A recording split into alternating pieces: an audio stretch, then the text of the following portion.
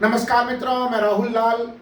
आज हम लोग चर्चा करेंगे कि क्या विपक्षी गठबंधन के दांव पेच में भारतीय जनता पार्टी फंस गई है, यानी इंडिया के दांव पेच में क्या एनडीए फंस गई है, या फिर बीजेपी ने विपक्षी गठबंधन के दांव पेच का कोई रास्ता निकाल लिया है। क्या है पूरा मामला?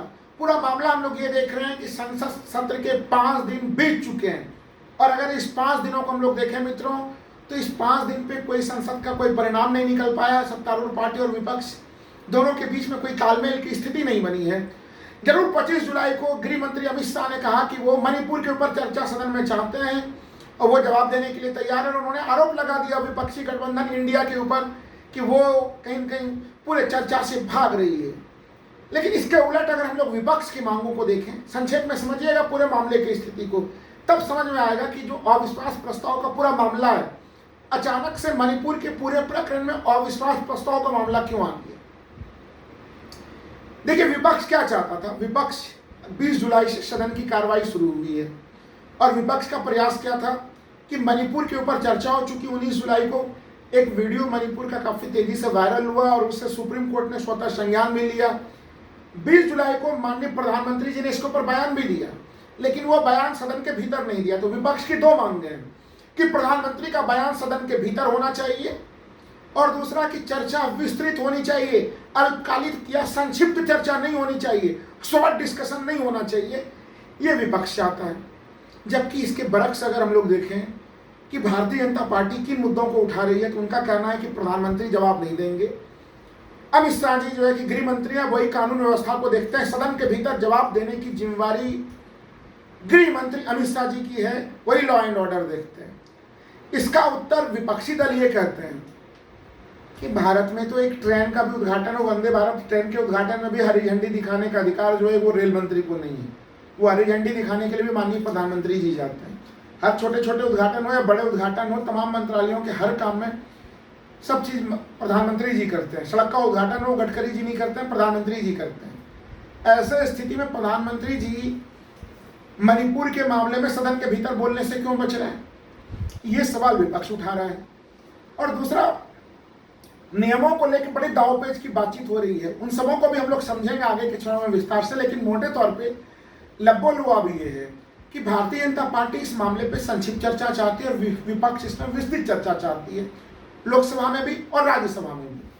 क्योंकि विपक्ष का यह मानना है कि मणिपुर की घटना हाल के समय में देश के लिए सबसे बड़ी शर्मनाक घटनाक्रम है, न केवल महिला सुरक्षा की दृष्टि से, बल्कि एक तरह से वो दंगे की स्थिति में वहां पे जिस तरह से 150 ज्यादा लोगों की जो है कि हत्याएं हुई है, वो हत्या कहना उसे सामान्य शब्द होगा, नृशंस हत्या हुई है, वो संपूर्ण मानवता को कलंकित करती है।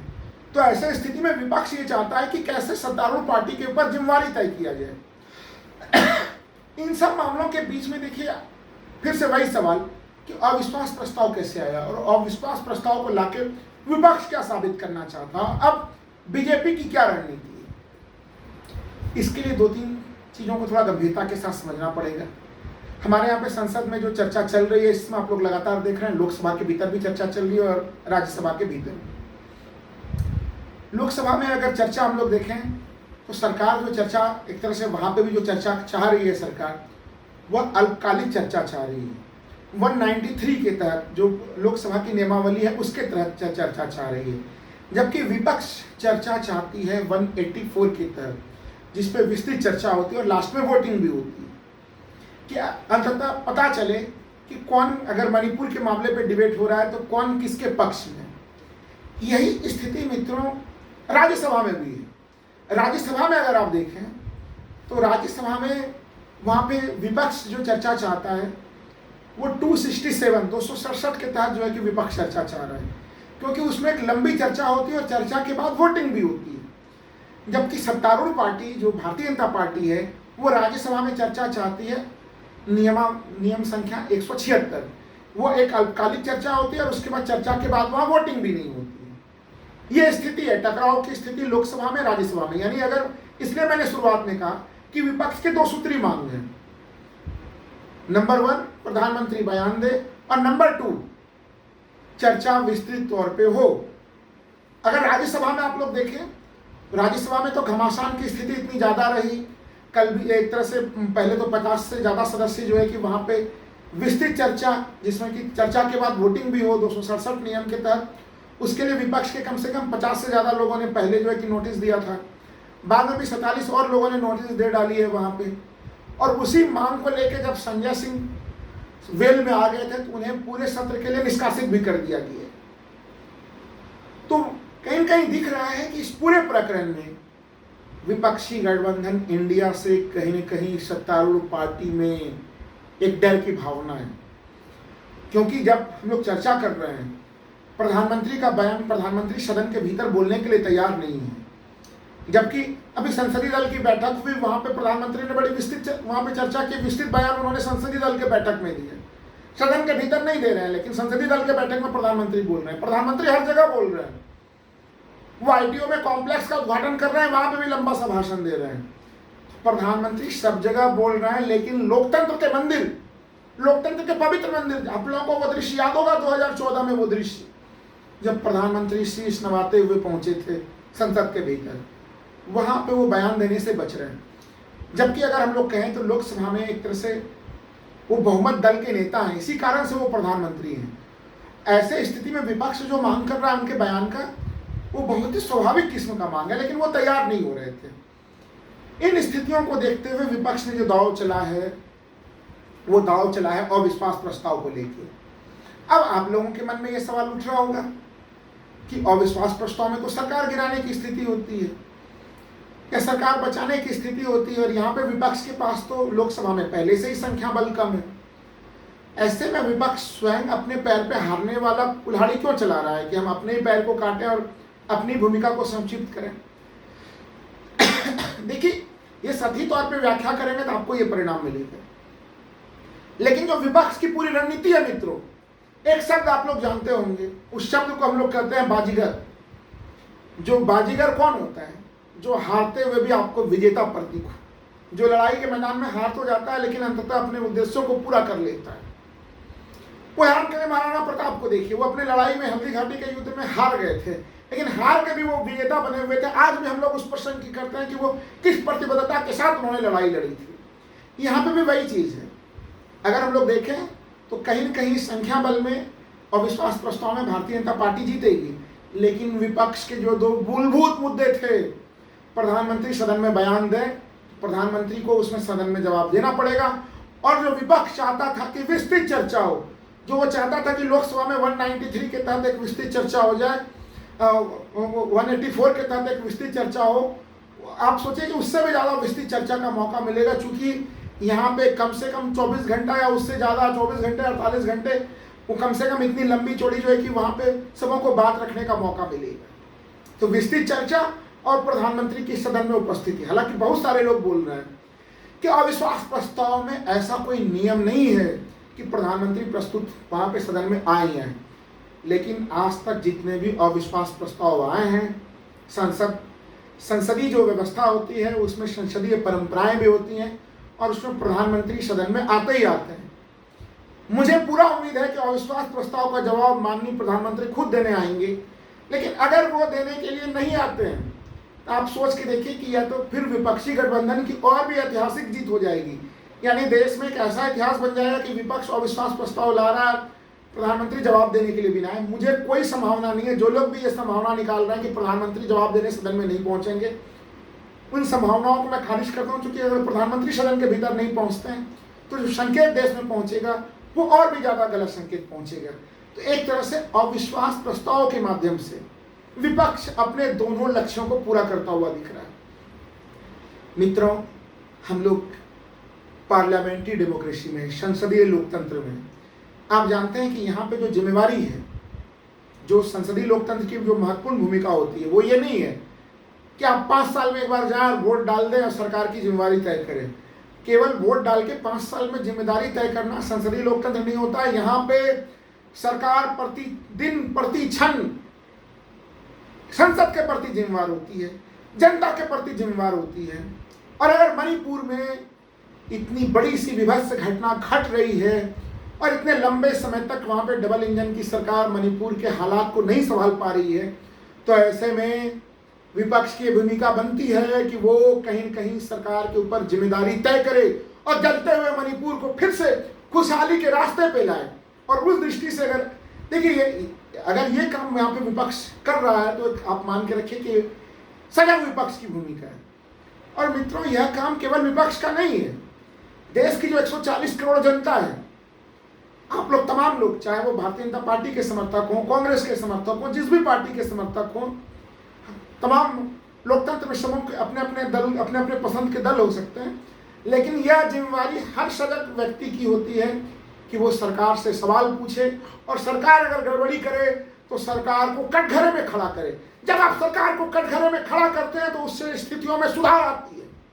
अब तक चूंकि ऐसी स्थितियां नहीं रही, यहाँ पे सरकार के ऊपर जो जिम्मेवारी नागरिक समाज की तरफ से बननी चाहिए थी मणिपुर में, वो बनने में भी मित्रों विलंब की स्थिति बनी।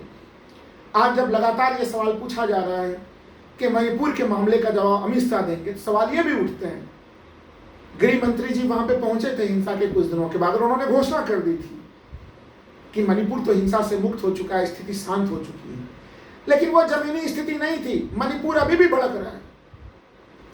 15 जून को भी एक केंद्रीय गृह मंत्री के घर पे हमला हुआ था और फिर अभी हाल में फिर से जो है उसी केंद्रीय गृह मंत्री के घर पे फिर से हमले हो रहे हैं। मणिपुर का प्रभाव दूसरे राज्यों में फैलता जा रहा है, मिजोरम की तरफ भी फैल रहा है।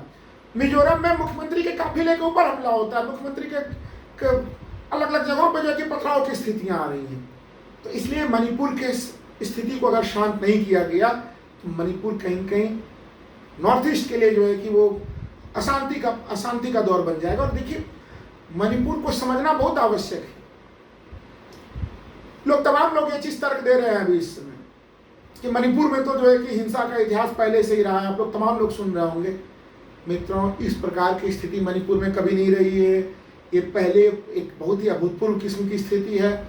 और एक चीज़ जो आप लोग मणिपुर के नहीं जान रहे हैं, वो ये भी चीज़ समझ लें कि मणिपुर जो तमाम जो नॉर्थ ईस्ट के राज्य हैं, वहाँ पे महिलाओं का काफ़ी ज़्यादा सम्मान होता है। मातृसत्तात्मक समाज है। पूर्व के समय में जब हिंसा हुए भी तो उसमें महिलाओं को नहीं जो है कि परेशान किया जाता था, वो हिंसा एक अलग किस्म के स्तर पे होती थी। लेकिन इस बार जो तमाम आप देख रहे हैं कि वो महिलाओं को कहीं कहीं टारगेट किया जा रहा है दोनों समूहों के द्वारा।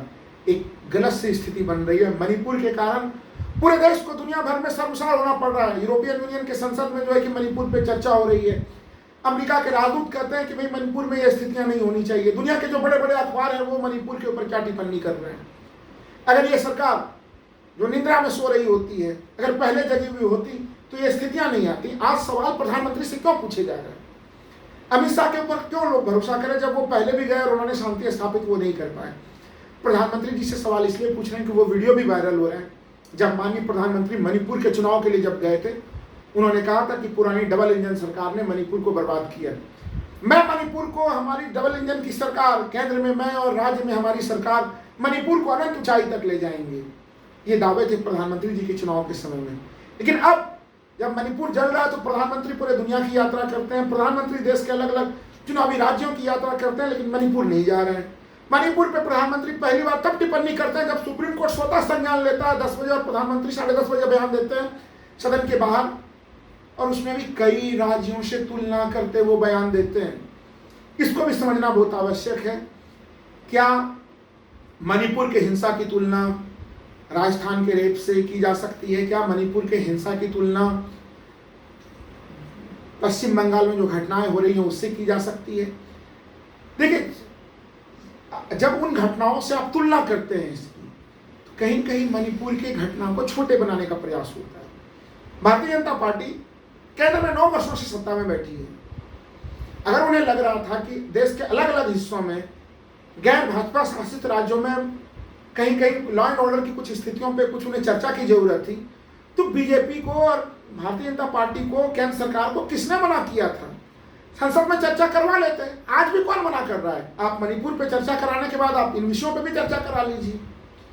हर घटनाक्रम पे चर्चा होनी चाहिए, लेकिन जब इन घटनाओं को मणिपुर के बरक्स सामने में लाया जाता है तो सवाल उठते हैं कि क्या मणिपुर के मामले पे सरकार जिम्मेवारी लेने से बच रही है? चूंकि एन बीरेन सिंह ने एक बड़े टीवी चैनल को जो इंटरव्यू दिया था उसमें उन्होंने कहा था कि वायरल वीडियो तो केवल एक है, इस प्रकार की 100 से ज्यादा घटनाएं मैं कहां एक्शन लूं। तो अगर यह स्थिति बनी हुई है तो भारतीय संविधान में अनुच्छेद 356 क्यों है?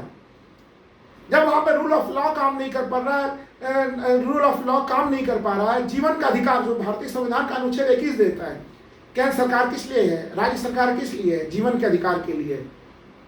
एन बीरेन सिंह जो मुख्यमंत्री हैं वो उसमें पूरी तरह से विफल रहे हैं, उन्हें क्यों नहीं हटाया जा रहा है? जब उत्तराखंड के 3 मुख्यमंत्री बदले जा सकते हैं, गुजरात के मुख्यमंत्री बदले जा सकते हैं, कर्नाटक के मुख्यमंत्री बदले जा सकते हैं, तो बीजेपी चाहती तो बीरेन सिंह को भी हटा सकती थी। बीजेपी ने वो रास्ता भी नहीं अपनाया। बीजेपी चाहती तो वहां पे राष्ट्रपति शासन भी लगा सकती थी। अमित राष्ट्रपति शासन की व्यवस्था को मित्रों समझते हैं, उसमें एक तरह से कहीं कहीं केंद्रीय गृह मंत्रालय के पास पूरी व्यवस्था, पूरी सरकार आ जाती है। तो अंततः अमित शाह जी के पास पूरे मौके होते कि वो अपने ढंग से शासन को संभालते। आपको याद होगा, मैंने दिल्ली में जब कुछ समय पहले एन बीरेन सिंह आए थे तो एक नई सी व्यवस्था बनाई गई थी। उसमें व्यवस्था क्या बनाई गई थी कि जो वैली का क्षेत्र है वो एन बीरेन सिंह संभालेंगे और हिल्स के क्षेत्र को केंद्र सरकार संभाल लेगी। अरे भाई, जब एन बीरेन सिंह के ऊपर लोगों का भरोसा ही नहीं है तो वो वैली क्या संभालेंगे और वो हिल क्या संभालेंगे? और अगर एक छोटे से राज्य में जिसकी आबादी 30 लाख की आबादी है, जो नोएडा जैसे शहर से जो दिल्ली एनसीआर का एक हिस्सा है, उसकी आबादी उससे ज़्यादा है, उस क्षेत्र को कंट्रोल करने में, वहाँ पे रूल्स रेगुलेशंस को लागू करने में 3 महीने का समय आप लगा रहे हैं। भाई, राष्ट्रपति शासन ही लगा देते कम से कम। वो स्थितियां भी नहीं बनी। तो विफलता की कोई एक रेखा नहीं है मणिपुर के मामले में। मणिपुर में जो भारतीय जनता पार्टी के खुद के जो विधायक हैं, उनके तमाम जो बयान हैं, एक विधायक ने तो खुद ही एक विधायक का आरोप ये भी है कि हमारे सरकार खुद ही हिंसा में शामिल है। मैं इसकी पुष्टि नहीं कर सकता इसकी, लेकिन उनके विधायकों के आरोप हैं। जो भारतीय जनता पार्टी के कुकी विधायक है, वो उनकी हिम्मत नहीं है वो इम्फाल एयरपोर्ट से होते हुए दिल्ली पहुंच जाए। वो दूसरे राज्यों के मुख्यालय में राजधानी जाते हैं, गुवाहाटी जाते हैं, आइजोल जाते हैं, वहां से दिल्ली आते हैं। तो विभाजन की सोचिए कितनी बड़ी रेखा बन चुकी है। ऐसे स्थिति में जो इंडिया गठबंधन बना है, जहां पे पूरे देश को जोड़ने की बात हो रही है, राहुल गांधी जोड़ने की बात करते हैं, मल्लिकार्जुन खड़गे देश को जोड़ने की बात करते हैं, उसके द्वारा जो अविश्वास प्रस्ताव का पूरा मामला लाया गया है, इसने, अगर मैं कहूं कि इसने पूरे गेम को बदल दिया है। भारतीय जनता पार्टी के पास अब कोई रास्ता नहीं है। प्रधानमंत्री को आके सदन में बोलना पड़ेगा इस चीज को लेके, और एक विस्तृत चर्चा का सामना उन्हें करना पड़ेगा।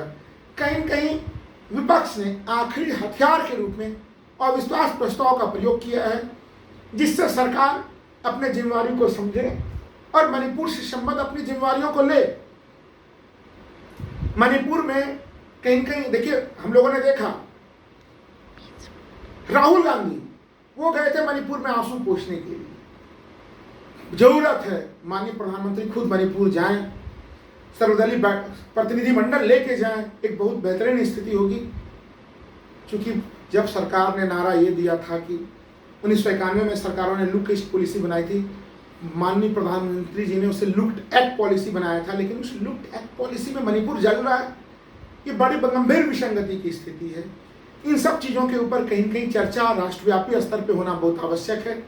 मणिपुर को केवल एक छोटे राज्य के रूप में दरकिनार कर देना, ये एक बड़ी भूल साबित होगी। और मानवता जिस तरह से वहाँ पे शर्मसार हो रही है, जिस तरह से सुप्रीम कोर्ट को सुमोटो एक्शन लेना पड़ रहा है, ये सारी चिंताजनक चीज़ें हैं। इसलिए कम से कम विपक्ष बधाई का पात्र है कि वो एक दीर्घकालिक चर्चा, एक विस्तृत चर्चा वो सदन में अब हम लोग होता हुआ देखेंगे और माननीय प्रधानमंत्री को जवाब देता हुआ भी देखेंगे।